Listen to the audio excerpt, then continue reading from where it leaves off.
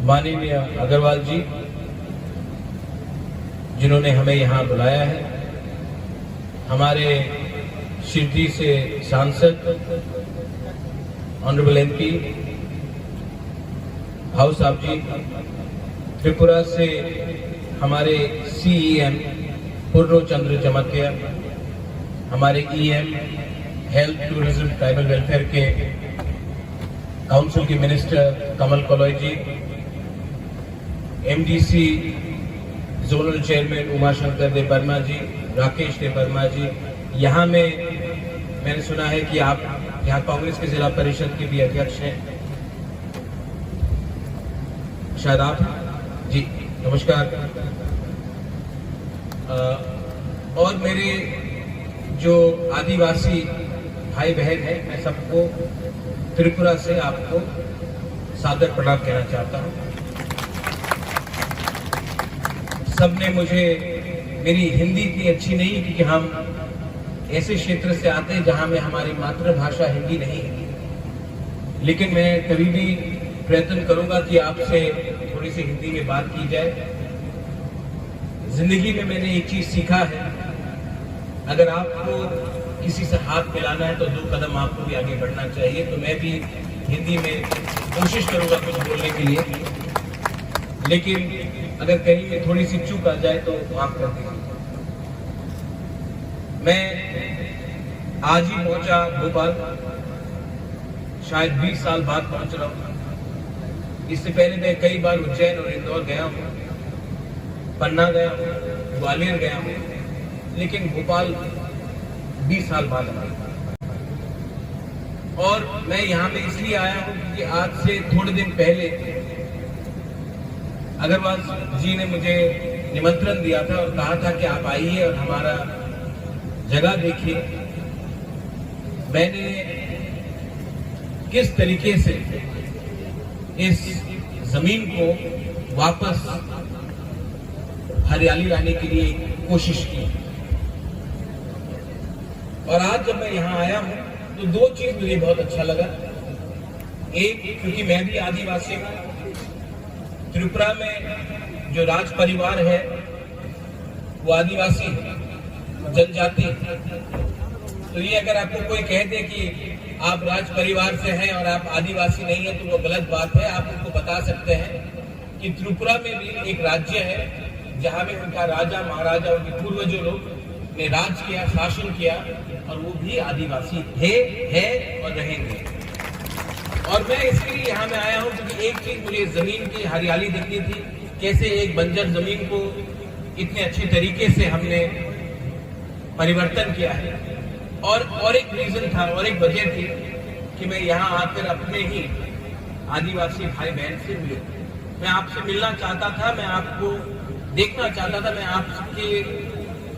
आपकी जो समस्या है, आपकी जो मुस्कान है, आपकी जो जिंदगी है, मैं उसको भी थोड़ा देखकर वापस अपने क्षेत्र में ले जाकर आपके बारे में बात करना चाहता था। और मुझे बहुत अच्छा लगा है कि जब भी मैं आपसे मिला हूं, आपके पास पैसे कम हो, आज तक,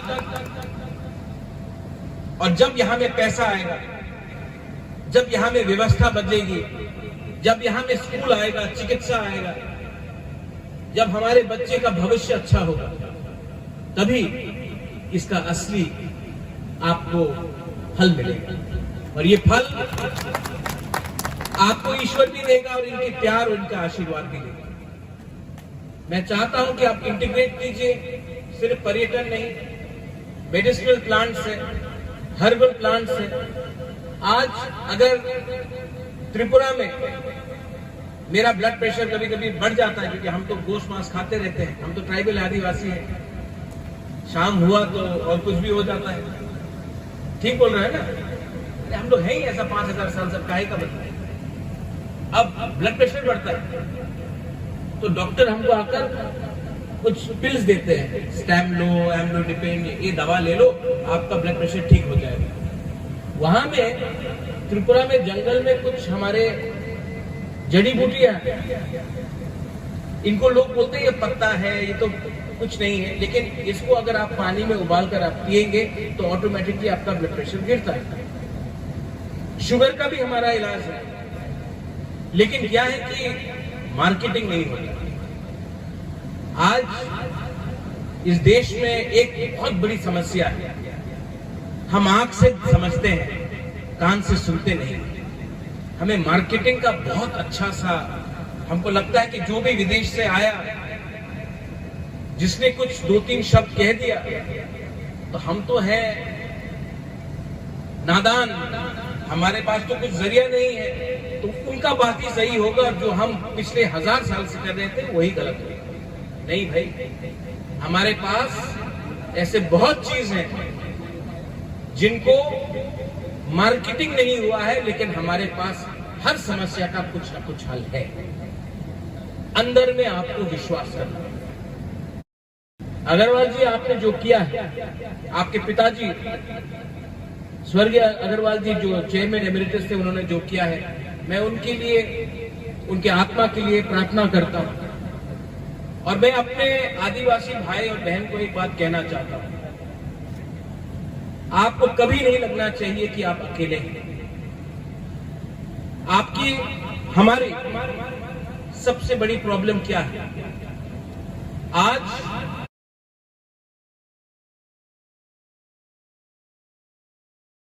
कोई 100 रुपए दे दे तो हम पूरे जिंदगी, पूरे दिन हम वंदे मातरम बोलेंगे, कल कोई 200 रुपए दे दे तो हम भारत माता की जय बोलेंगे, कोई 300 रुपए दे दे तो हम लाल सलाम बोलेंगे। झंडा लेकर, एक पॉलिटिकल पार्टी का झंडा लेकर पूरा दिन हम प्रचार करेंगे, जो भी ज्यादा पैसा दे, क्योंकि हम गरीब हैं। ये बात वो जानते हैं, इसके लिए गरीब रखा जाता है, क्योंकि अगर गरीब नहीं रहेंगे तो नौकर कहां से मिलेगा? जो भी ज्यादा पैसा दे, क्योंकि हम गरीब हैं। ये बात वो जानते हैं, इसके लिए गरीब रखा जाता है, क्योंकि अगर गरीब नहीं रहेंगे तो नौकर कहां से मिलेगा? और आप, ये बात मैं कह के जा रहा हूं, क्योंकि दोबारा शायद आप मुझसे मिले या ना मिले, मैं आपको एक बात कह के जा रहा हूं। आप कभी भी नहीं देखेंगे अंबानी, टाटा, अदानी का बीच में कभी भी कुछ संघर्ष होता है या कॉन्फ्लिक्ट होता है। आप हमेशा देखेंगे कि गरीब हमेशा एक दूसरे से लड़ता है, क्योंकि गरीब को बांटना आसान है, गरीब को डिवाइड करना आसान है। और अगर आज हमको, अगर आगे बढ़ना है, अपने बच्चों को लिए आगे बढ़ना है, अपने भविष्य के लिए आगे बढ़ना, हमारी जिंदगी तो गई, लेकिन मैं नहीं चाहता हूं कि जो हमारे साथ हुआ आपके बच्चे के साथ हो। मैं नहीं चाहता हूं कि कल जो आपके बच्चे के साथ होना चाहिए, शिक्षा मिलनी चाहिए, चिकित्सा मिलनी चाहिए, अगर वो नहीं मिला तो कल हमारा भविष्य भी जाएगा, नेक्स्ट जनरेशन भी मिलेगा। तो मैं चाहता हूं कि अपने बच्चे के लिए कभी कभी लंबा सोचिए, अपने आप को हल्के तरीके से मत आप बेचिए। अपने बच्चे को एक बार देखकर सोचिए कि आज कुछ उन पैसों के लिए हमने, अगर आज कॉम्प्रोमाइज किया, हमने आसानी का रास्ता लिया, तो कल हमारे बच्चे लोगों को इसका, हमारे बच्चे को ये सफर करना पड़ेगा। मैं कुछ गलत बोल रहा हूं, कुछ गलत बोल रहा हूं, अगर आपको लगता है मैं कुछ गलत बोल रहा हूं तो आप बोल सकते हो। यही चीज गरीबी ने अफ्रीका को तोड़ा, गरीबी ने जनजाति, आदिवासी, झारखंड में हो, मध्य प्रदेश में हो, छत्तीसगढ़ में हो, त्रिपुरा में, मेघालय में हो, सब जगह में हमें बांटा गया, क्योंकि हम उस जमीन में रहते हैं जिसके अंदर से आपको ऊर्जा मिलती है, गैस मिलती है, पेट्रोल मिलता है, पत्थर मिलता है, लाइमस्टोन मिलता है, सब चीज जो आज इस देश को चलाता है। आज बॉम्बे को जो चलाता है, जो बॉम्बे में जो इमारत बनते हैं, जो दिल्ली गुड़गांव में जो इमारत बनते हैं, वो दिल्ली की जमीन से नहीं मिलता है, वो हमारे जनजातीय आदिवासी जमीन से सीमेंट निकलता है, लाइमस्टोन निकलता है। आज जो पावर का फैक्ट्री जो कोयला से निकलता है, वो आपको बैंगलोर से नहीं मिल रहा है, आपको वो पूना से नहीं मिल रहा है, वो हमारी जमीन से निकल रहा है। लेकिन हमारे जमीन से निकला, ठीक है, अच्छा है, देश चल रहा है, लेकिन अंत में अगर 100 रुपए बाहर जाता है तो हमें कितना मिलता है? 5 रुपए मांगने से हमें नक्सलवादी कहा जाता है। ये बात सच है। हमने अपना अधिकार मांगा, तो हमें कह दिया गया कि आप आतंकवादी हैं। इसके लिए मैं चाहता हूं कि जो अग्रवाल जी कर रहे हैं बहुत अच्छी बात है, क्योंकि इसमें हिस्सेदार भागीदार आप हैं। और आप जब हिस्सा मांगते हैं, भागीदारी करते हैं, तो वो आपका संवैधानिक अधिकार है, आपको मांगना चाहिए। हाँ, प्यार से मांगिए। एक आदमी आया है दिल्ली से हमें सहायता करने के लिए, हमें मांगेंगे। हमको समझना भी चाहिए कि अगर ये सफल रहे तो कल शायद और लोग भी आएंगे। पांचों उंगलियां एक नहीं होती है, बहुत अच्छे लोग भी, लेकिन हमें परखना पड़ेगा कि हमारे हित के लिए कौन आता है और हमको इस्तेमाल करना। मुझे बहुत अच्छा लगा अग्रवाल जी, आप त्रिपुरा भी आइए।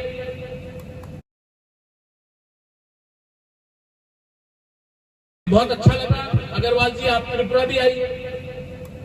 अब आइए त्रिपुरा।